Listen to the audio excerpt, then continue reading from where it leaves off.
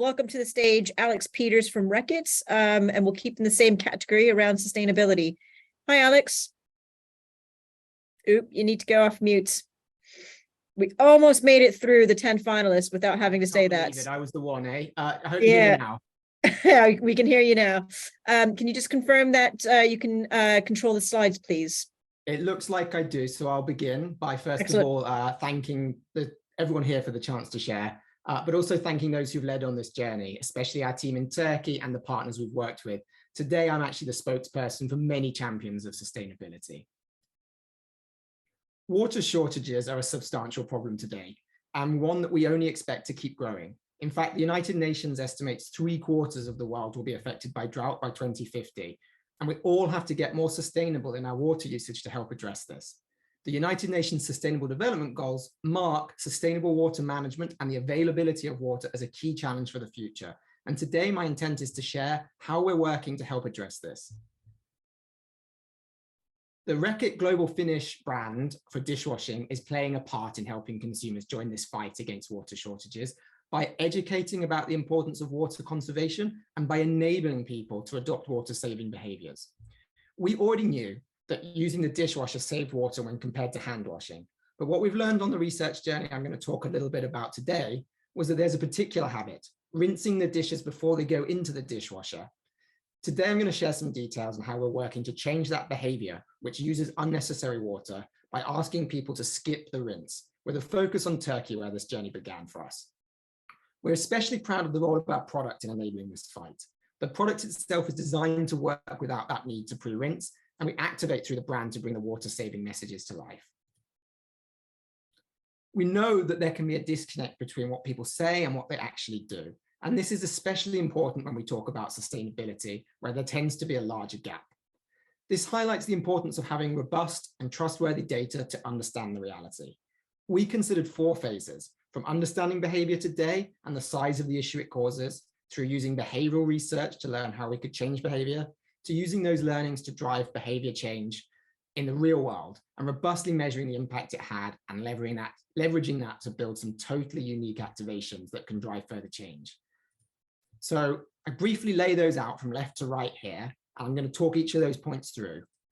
First of all, on the left-hand side, what we've seen is that there's a potential for water saving, but I mentioned there's a gap between what we say and what we do. So we created a way of measuring the amount of water used to pre-rinse dishes in a behavioral sense by installing water meters onto the kitchen taps of those taking part in our research. This allows us to exactly understand what amounts of water are being used and to quantify those potential water savings. We then utilize, going to the second column, behavioral science research to understand how we could drive water savings and to build the interventions to enable it. For example, ensuring our pack messages act as a reminder in the moment of dishwashing, or to continue to cue the desired behaviors over time. Through to the example shown here, where our packaging actually includes a water-saving device that you can attach to your taps that reduces the water flow. In the third pillar here, the activations we were able to build with our partners were incredibly unique. For example, we created the Finnish Water Index that was listed on the Turkish Stock Exchange. So it showed water treated alongside other valuable commodities like oil and gold with its value, using data on water availability to draw attention to the fact that this is a resource to be protected and treasured, in a totally unique way of using data to show that value. In the wider sense, our campaigns were measured through MMM, and similar approaches showed fantastic ROI for the brand. Continuing that novel use of data on the fourth pillar, we wanted to ensure we were realizing water savings in the real world. So we addressed this by further research aimed at getting beyond claims to the underlying truth of the data. We collected water bills from consumers to see the actual water consumption through the households driven by our activations, and we realized 20% reduction in household water bills while driving sales for our brand through the use of the dishwasher. I'd like now to play a short video to give you a better idea of what we're doing here. Clean and shine. Spotless. Down to the shine. See? Things coming smooth. Marvelous. For decades, this is what dishwasher detergents have been about. But today, the world has a bigger problem on its plate than food stains. We're running out of water. The UN estimates 3/4 of the world to be affected by drought by 2050. Simply put, We must stop wasting our water. So here's our new improved formula: skip the rinse. People still rinse their dishes before placing them in the dishwasher. And it's amazing how much water you save in every wash when you stop doing this. To make pre-rinsing history, Finish launched a worldwide campaign in 19 countries.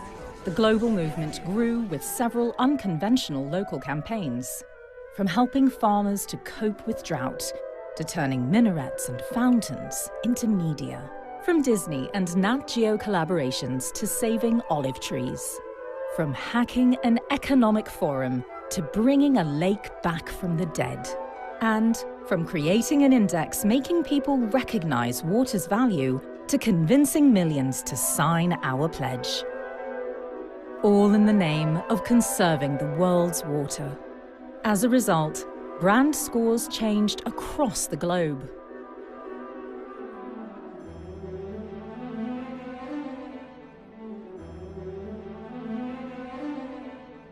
But it's not just about scores.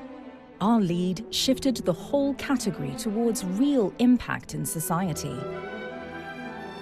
As for Finish, this is just the start.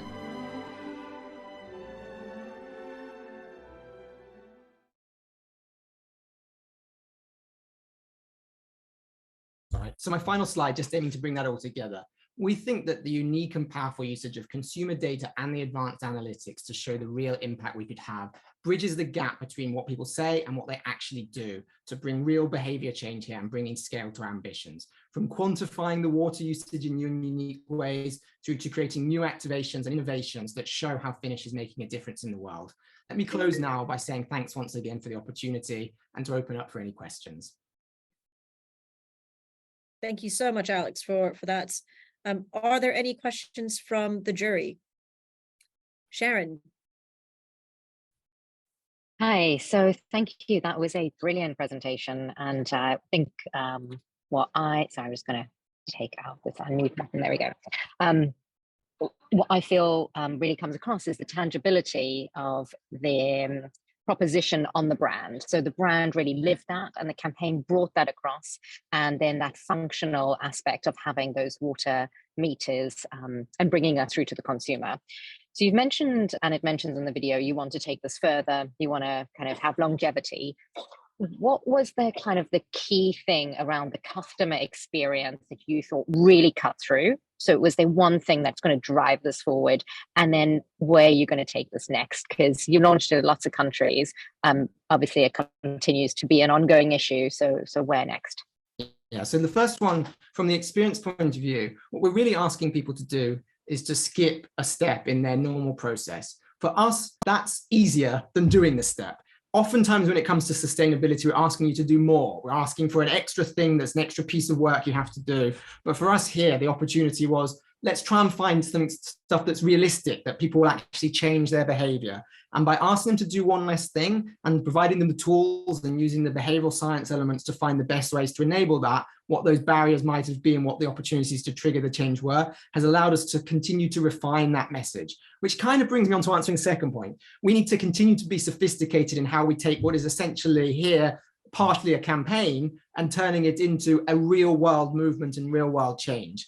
That means working with partners, it means being part of an ecosystem of change, and it also means finding different ways to bring this message to life. Skipping the pre-rinse is one example here. I already alluded to the fact that simply using the dishwasher is better than doing the hand washing. So there's lots of levers that this brand can play with to find different ways to save water and to collaborate with NGOs, for example, in the best ways to bring those to life to make them stick. Not every market in the world also is an automatic dishwashing market where the penetration of these kind of products is large. That's where the wider Reckitt ambition comes in. Finish has a right to play and be credible here, but we have a portfolio of brands, and there are other brands who have opportunities to operate in the space of water, but also against other important sustainability topics.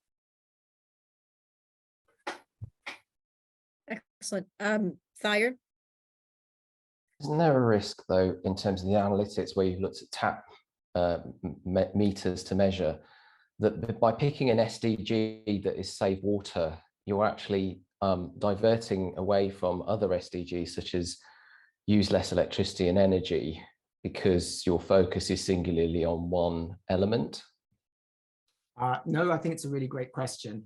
I think for us, we want to have a consistency and coherency of message from the voices which are our brands that keeps people focused on one single idea. But we have a portfolio of brands, so we can address more than one potential issue while doing that in a genuine way that feels like it resonates with what that brand delivers and where they have a right to play. But I do appreciate the point that there are other important things going on. What I would say is that what we saw in Turkey here is that the 20% household water bill reduction is unlikely to be driven just by the dishes. People, once they start adopting sustainable behaviors, have a sort of spillover effect where you look to see how else you can make a difference. So it's got an opportunity, if we continue to learn and evolve, to find more ways that we can make that difference. But I agree, this isn't the only SDG that's relevant, but it's the one where we felt Finnish had the best credibility and right to play. Fair enough. Thank you.